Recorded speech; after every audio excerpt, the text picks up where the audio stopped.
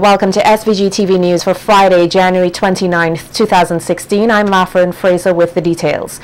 The estimate of revenue and expenditure for 2016 with projections for 2017 and 2018 were formally tabled and approved in Parliament today. Prime Minister and Minister of Finance Dr. Ralph Gonsalves says the revenue and expenditures amounts to just over $912 million, which is below the amount budgeted for in 2015 at some $58 million.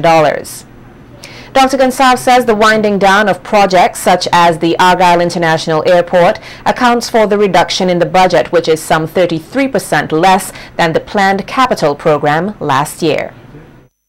Fiscal year 2016 amount to $912,897,311. This year's budget is some 6% or $58.5 million below the amount budgeted for 2015. And the reduction in the total outlay in 2016 is accounted for on the capital side of the budget, which is just about 33% less than the planned capital program last year. And I will have more to say about this, because again, I've read some misinformation. Mr. Speaker, clearly if some programs are winding down, like for instance the Argyle International Airport, where much less money is budgeted this year than last year, you would expect that the capital side to be less. And there are other things, but there are persons who may not be interested in the truth. And it is our business to present the numbers so that you can understand them. The Prime Minister further pointed out that recent expenditure amounted to just over $715 million, while the capital was some $197 million. He further broke down the finances and highlighted that the capital receipts totaled just over $348 million. Recurrent expenditure, inclusive of amortization and sinking fund contributions, $715,228,341. That's recurrent expenditure. And capital expenditure amounts in the estimates to $197,668,970. Mr. Speaker, the budget is financed by recurrent revenue of $564,627,600 and capital receipts totaling $348,269,711, making the total between the recurrent and the capital to come up to the amount required to finance. And this just in, the Prime Minister and Minister of Finance, Dr. Ralph Gonsalves, says more effort will be made to cut back on expenditure, particularly in the government service. The Prime Minister says that too much waste in the public service occurs and called on civil servants to do their part. It is our experience that efficiency gains can be realized once an effort is made to seek them out.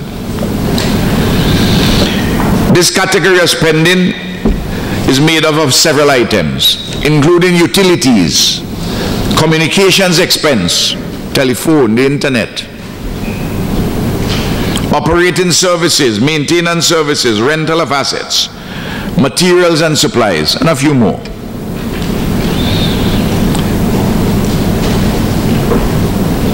Everyone in the public service knows that we can cut out waste and have savings. And we are urging that this year. And we are seeking to manage it better this year. And we are asking the public servants to provide the leadership in helping us to do this.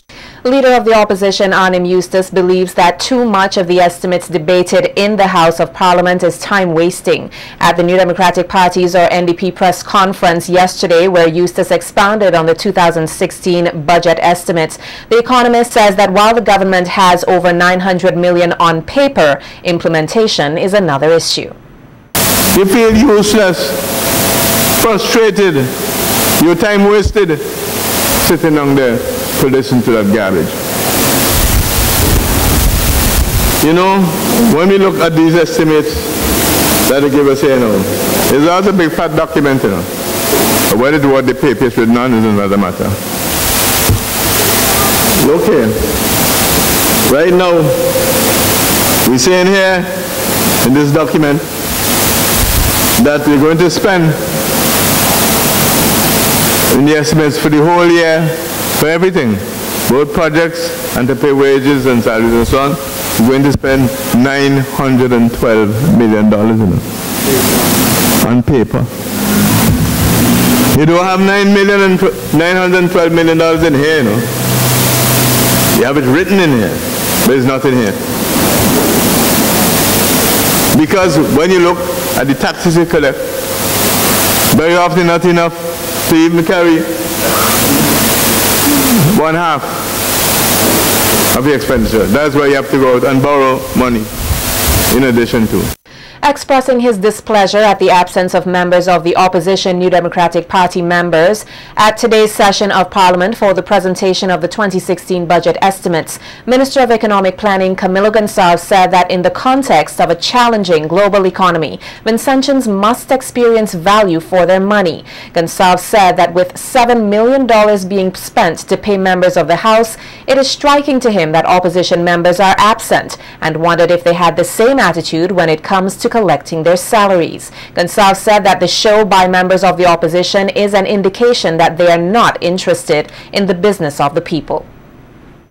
But many of those who are paid to be here have not only absented themselves again, but they have bragged about the fact that not only will they be absent today, but they intend to be absent for the foreseeable future. And they can go to frivolities. We all like to have fun. And they can celebrate the victory of desperation and self-delusion over common sense at any locale that they would see fit. And they can celebrate the victory of fantasy over reality.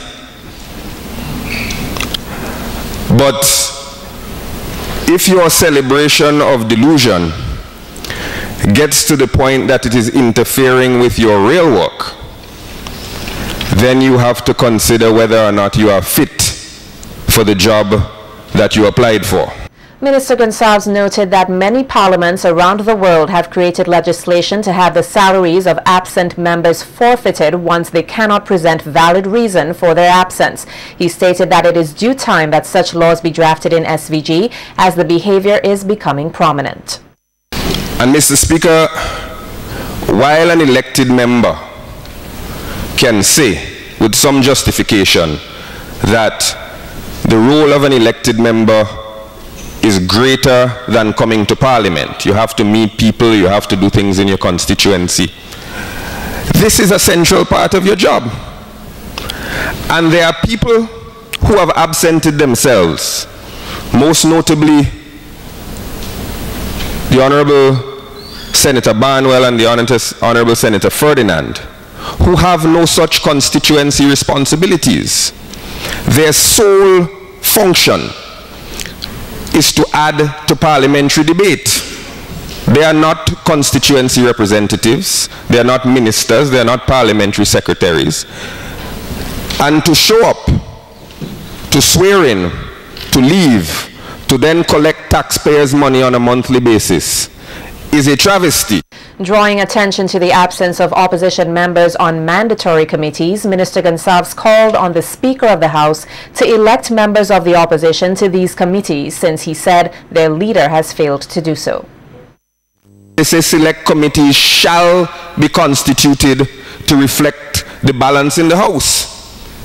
But it has not taken place like that because they have refused to submit names for select committees.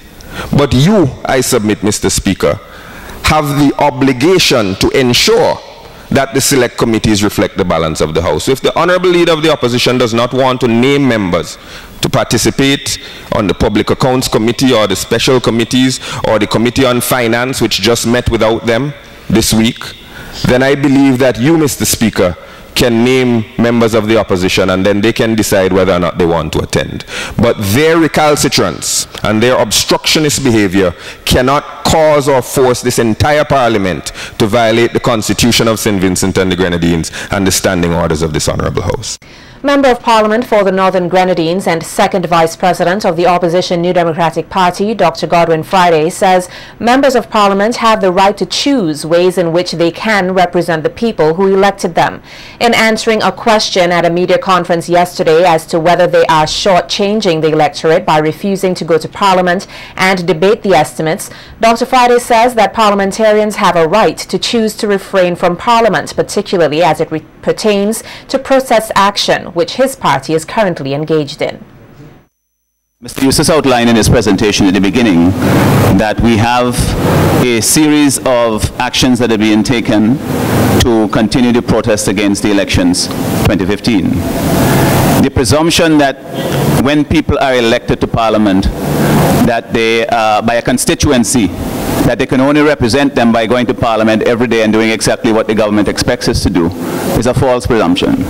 We can represent our constituency if we choose by going to Parliament and debate a bill, if we choose in a particular instance to say that we are going to protest and not go to Parliament. We explain that to our electorate, and we believe that the people who elect us stand behind us in that regard. The seasoned lawyer says that as elected representatives, once in consultation with the people, they have the option of representing the people to the best way necessary. You see, I, as a politician, as a really elected representative, part of our job is to find out what is on the minds of our people in our constituencies. I have done so, I am sure my colleagues have done so, and I believe that the actions that we are taking is consistent with what they believe. So, it's not a question of not representing, it's a question of how you represent, and you use the most effective means necessary. And during his wrapping up session, before he asked for the approval of the 2016 estimates, Prime Minister Dr. Ralph Gonsalves called on the opposition New Democratic Party parliamentarians and protesters who continue to challenge the results of the 2015 December general elections to settle down and build the country. The Prime Minister says that the no-show protest action by the opposition for the presentation of the 2016 budget estimates is disrespectful to the people who have elected them. We want the people who voted for them in those constituencies to appreciate that their voices are not being heard here, where their voices are required to be heard.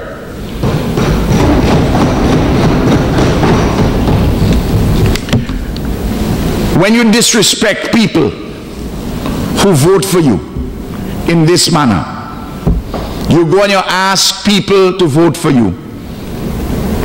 Mr. Speaker, we do not have one general election here. We have 15 general elections. So that when the Honourable Leader of the Opposition, as a candidate, went to East Kingston and asked the people of East Kingston to elect him, and he was re-elected, albeit with a greatly reduced majority, it is his duty to find his place here to represent the people of East Kingston. The Prime Minister, who is also a veteran lawyer, called for a bill to penalize members of Parliament who stay away from their duties. He says other disciplinary actions could result in a reduction of their salary. And I'm hoping that we will have a bill to that effect on the 22nd before this Honourable House. And Mr. Speaker, though it's not on the order paper, I can give advance notice that we could amend the order paper to include a bill relating to certain matters of that kind. Because the public would expect us. And whether it's a deduction from your salary or a penalty in monetary terms for not coming. Whatever it is, we will do it because we have been looking at other laws in other countries where you have similar such provisions.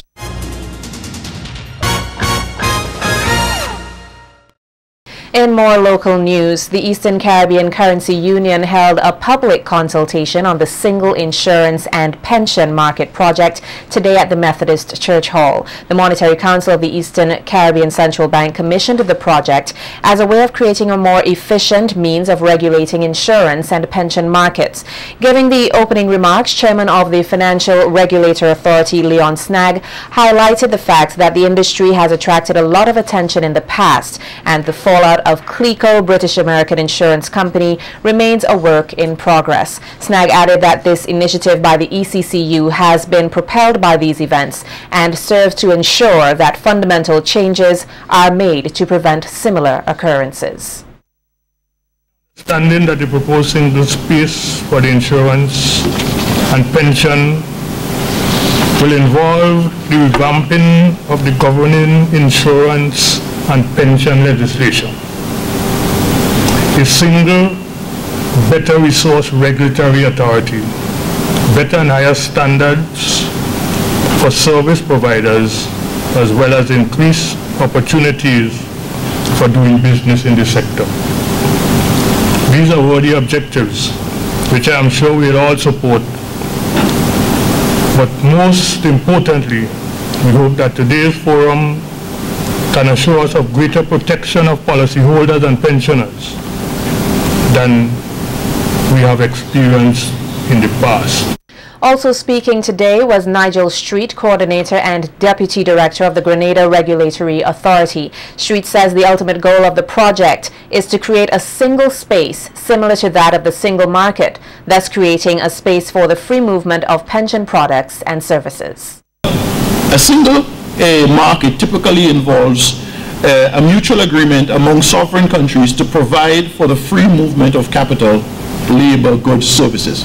So for the insurance market, what we're looking at is a single space for the free movement of insurance and pension products and services. So that's our ultimate goal, to get to that relationship. And how that relationship works and how intermediation takes place there, that is what this project is all about, creating that infrastructure to allow for that. It's going to be governed by a uniform piece of legislation, and it will be regulated by a single regulator.